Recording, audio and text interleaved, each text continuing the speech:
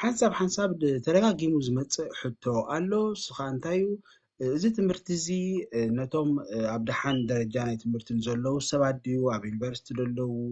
ኣብ ካልእ ላዕለዋይ ደረጃ ናይ ትምህርቲ ዘለዉ ዲኹም ኣዳሊኹሞ ወይስ ንጀመርቲ እውን ኣብዚ ኣትዮም ክመሃሩ ይኽእሉ እዮም ዝብል ሕቶታት ከምኡውን እንግሊሽ ወይ ከዓ ክስታይ ምፍላጥ የድልየና ዲ ካልእ ቋንቋ ዝብሉ እውን ኣለዉ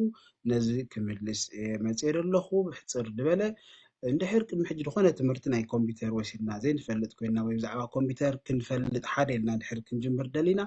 ኣብዚ ደረጃ እዚ ክንምዝገብ ንኽእልና ብዙሕ ትምህርትታት እንዲ ዘሎ እዚኣ ቀዳማይ ደረጃ ጀመርቲ ትብል ነቶም ቅድሚ ሕጂ ላፕቶፕ ዘይነበረቶም ሕጂ ላፕቶፕ ገዚኦም ክመሃሩ ንዝደልዩ ወይ ከዓ ላፕቶፕ ነዊሕ ግዜ ዝተጠቀሙላ እሞ ግን ጽቡቅ ገይሮም ዘይቆጻጸሩዋ ኣብቲ ጽገና ይኹን ኣብቲ ውሽጣዊ ኣካል ናይታ ኮምፒውተር ብትምህርታዊ መንገዲ ዘይፈልጥዋ ሰባት ኢላ ተዳልወት ትምህርቲ እዚኣ ኣብዚ ፀጋም ዘላ ማለት እዩ ስለዚ ኣካደሚክ ኮይኑ ዋላ ንጀመርቲ ንበሎ ብመጀመርያ ብቤይዚክ ጀሚሩ እንዳለዓለ ናብቲ ዕሙቕ ዝበለ ብዛዕባ ክስታይ ኮምፒውተር ኣፍልጦ ንኽህልወና እትገብር ኮርስ እያ ስለዚ እንድሕር ቅድሚ ሕጂ ትምህርቲ ናይ ኮምፒውተር ወሲድና ደይንፈልጥ እንተኮይና ኣብዚኣ ክንጅምር ንኽእል ኢና እታ ካልአይቲ ሕቶ ብዛዕባ ቋንቋ ኸ ኩሉ ብትግርኛ እዩ ድኾነ እንግሊሽ ወይ ካልእ ቋንቋ ምፍላጥ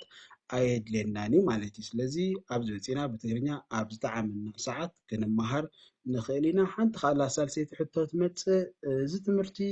ፈትዮ ኣለኹ መጀመርኮ ግን ይርዳእኒ ድዩ ዝብል እውን ሓደ ክልተ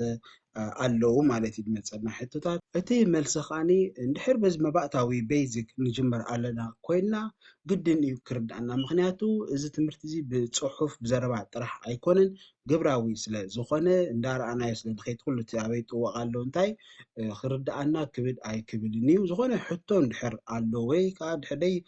ተረዲእና ኸዓ ብዋትሳፕ ብፌስቡክ በዚ ዌብሳይት ክትረኽቡና ስለ ንምልስ ኩሉ ግዜ ኣብ መዓልቲ ልዕሊ 20 ዝኾኑ መልእኽቲ ኢና ንምልስ ማለት እዩ ንተምሃሮ ከምቲ ትፈልጥዎ እቶም ተምሃሮ እዚ ትፈልጥዎ ኢኹም ንኩሉ ዝመፀና ዋትሳፕ ኣብ ሰዓቱ ኢና ንምልስ ማለት ስለዚ ኣብዚ እንድሕር ጀሚርና ዘይተረዳእና ነገር ምስ ዝህሉ ክትውከሱና ትኽእሉ ኢኹም ክንሕግዘኩም ንኽእል ኢና ማለት እዩ ካልእ ሕቶታት ወይ ክስታይ እንተሎ ኸዓ ከም ወትሩ ኣብ ዋትሳፕ